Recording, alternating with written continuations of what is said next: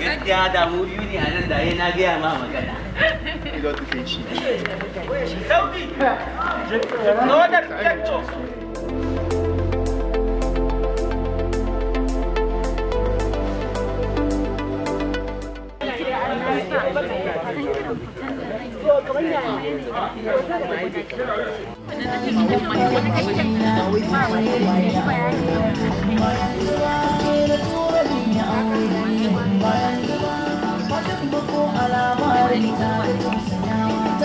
Mutumin ki ne Jimo ne?